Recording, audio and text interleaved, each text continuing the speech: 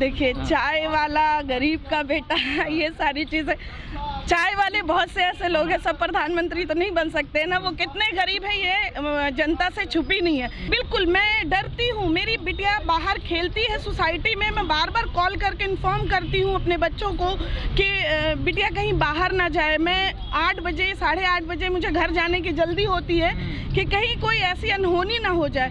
हर दिन मैं देखती हूँ कि हाँ भाई कुछ ना कुछ घटना घटित हो रही है।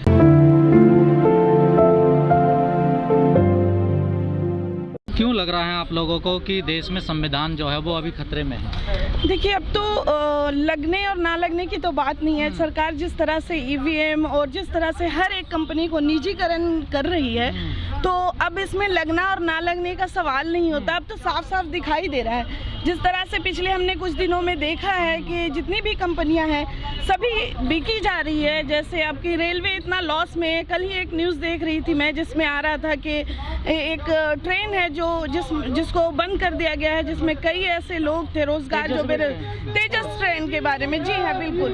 तो इस तरह से जो सरकार कर रही है ये बिल्कुल गलत कर रही है। हमने सरकार इस सोच के साथ लाया था कि हमारे लिए कुछ अच्छा करेगी, मगर कुछ इतना अच्छा कर दिया है जो हमें थोड़ा सा हजम नहीं हो रहा है।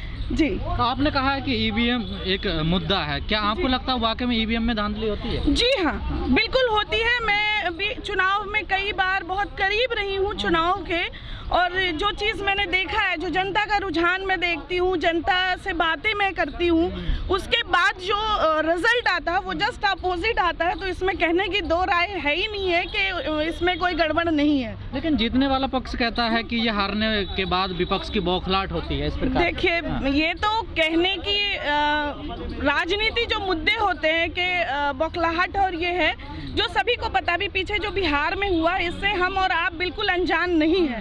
हम सभी को पता है कैसा किस एटमॉस्फेयर में इलेक्शन हुआ है और किस तरह से मुद्दों को भटका के इलेक्शन करते हैं। तो ये सब चीज़ें थोड़ी सी अटपटी लगती है। संविधान हमारा ये नहीं कहता है इस तरह की चीज़ों को करना, मगर जो हो रहा है वो गलत हो रहा है हिंदुस्तान में। तो क्या वाकई में ईवीएम की जगह क्या ऑप्शन हो सकता है अगर आप मानते हैं? Ballot paper. देखिए, अगर हम देखें अमेरिका, जापान, ऐसी कंट्रीज जो ऐसा एक देश जो हमें मशीनें बेच रही है और खुद बैलेट पेपर से वोटिंग करती है, तो हम इतने एडवांस, जो कि हमारा हिंदुस्तान तो हमारा है ही है कि भाई हम सब कुछ कागजी करते हैं। तो यहाँ पे इतना डिजिटलाइज करने की जरूरत नहीं। बैलेट पेपर लेकिन बैलेट पेपर में तो बहुत लूटते थे, कोई पूरा पेटी उठा के ले जाता, कोई इंक लोड देता था उसमें, उसी की वजह से तो ईवीएम लाया गया कि उसमें भी धांधली होती है। सर, तो इसमें क्या नहीं धांधली हो रही? ईवीएम में क्या धांधली नहीं हो रही है? लेकिन ऐसे साक्ष्य तो नहीं मिल रहे ना कि साक्ष्य, इसीलिए साक्ष्य नहीं मिल रहे हैं क्योंकि यहाँ पे चोरी ना हो इस वजह से ईवीएम नहीं लाया गया है। यहाँ चोरी इसलिए ईवीएम लाया गया है कि हमारी गलतियाँ, हम चोरी करें, ये चीज जनता पकड़ ना पाए। ईवीएम का बेसिक मतलब ये है कि हम ईवीएम लाने का बेसिक मुद्दा यही है कि भाई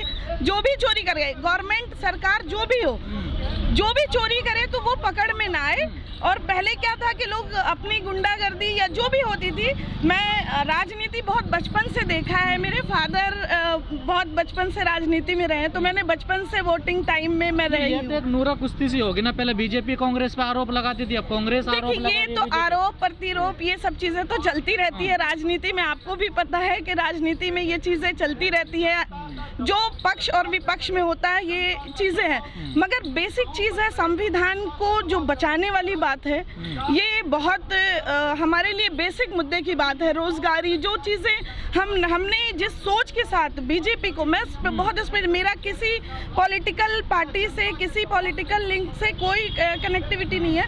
मैं एक सोशल वर्कर हूँ। मैं जो चीजें देख रही हूँ, जो चीजें करती हूँ, जो मेरे सामने आती है, तो ये चीजें मुझे समझ में नहीं आ रही है कि ऐसा क्यों हो रहा। मेरा मुद्दा किसी पार्टी के लिए नहीं। आपको नहीं लगता जो पार्टियां ईवीएम पे आरोप लगाती हैं उनको अपने संगठन को मजबूत करने की जरूरत है? पहले ईवीएम पे आरोप लगाने। बिल्कुल। बेसिक चीजें क्या है? देखिए, बेसिक सर ये कहूंगी मैं कि जैसे हम आरोप लगा रहे हैं, सबसे पहला हमारा मुद्दा ये होना चाहिए कि अब जो ईवीएम है, इस ईवीएम के खिलाफ पूरी जनता को, पूरे हिंदुस्तान को एकजुट होना पड़ेगा, तभी हम हिंदुस्तान में किसी भी तरह का कोई चीज कर सकते हैं। जब तक हम इसके खिलाफ नहीं होंगे ना, तब तक मतलब एकजुट होना पड़ेगा हमें ईवीएम के लिए। लेकिन आप कह रहे हैं संविधान खतरे में, लेकिन देश के जो प्रधानमंत्री है वो तो कहते हैं मैं सर्वोपरि रखता हूँ संविधान को, और संविधान की वजह है कि आज मैं प्रधानमंत्री बना हूँ, एक चाय वाला, एक गरीब का बेटा। एक गरीब चाय वाला जो 800 करोड़ का प्लेन खरीद लेता है, जब वह हमारे हिंदुस्तान की आर्थिक स्थिति ऐसी है कि हर इंसान बिजनेस के लिए परेशान है। जो बिजनेस जो भी बिजनेसमैन है वो उनकी दुकानदारी बोहनी नहीं होती है, जो महिलाएं घरों में काम करती हैं उनकी हालत खराब है, और एक चाय वाला, ये ऐसे चाय वाले हिंदुस्तान में तो फिर हर हिंदुस्तान में चाय वाले को प्रधानमंत्री। आपने महिलाओं का जिक्र करा, क्या वाकई में महिलाओं की सुरक्षा के लिए भी भारत में खतरा है? बिल्कुल बिल्कुल बिल्कुल खतरा है। मैं खुद महिला हूँ, मैं बाहर रहती हूँ, मैं सोशल नेटवर्किंग में हूँ, मैं सोशल करती हूँ, मैं ऐसे झुग्गियों में झोपड़ियों में जाती हूँ जहाँ हर दिन शोषण होता है। ये कहने की बात है कि महिलाएं बहुत स्ट्रॉन्ग कर दी गई है, महिलाओं को इतना हमने ताकत किया है, संसद में इतनी महिलाएं अवेलेबल है, कोई भी महिला सुरक्षित नहीं है। सुरक्षित वो महिलाएं हैं जो आप मतलब अपने लेवल पे काम कर रही है, जो गाड़ी से चल रही है वो सुरक्षित है, जो लड़कियां जो महिलाएं घरों में काम कर रही है वो उनके साथ शोषण हो रहा है। लेकिन सरकार तो कई प्रोग्राम चला रही है महिलाओं के सशक्तिकरण के लिए।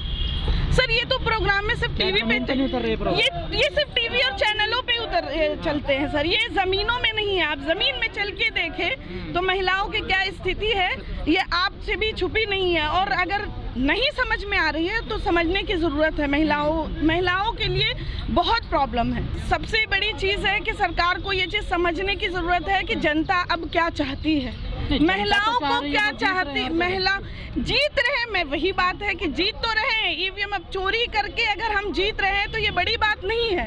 संविधान बचाने की बात हम इसीलिए कर रहे हैं कि ईवीएम को जब तक हटाया नहीं जाएगा हिंदुस्तान में किसी भी चीज के लिए हम अवेलेबल नहीं हो सकते, क्योंकि एक सरकार है जिसने पूरे चीज को अपने हाथ में, जैसे सपोज कि मैं ईवीएम हटाने के लिए जन आंदोलन की जरूरत है, वो तो आंदोलन हो नहीं रहा है ना। बिल्कुल वो होना करना पड़ेगा, वो लोगों को बाहर निकलना पड़ेगा।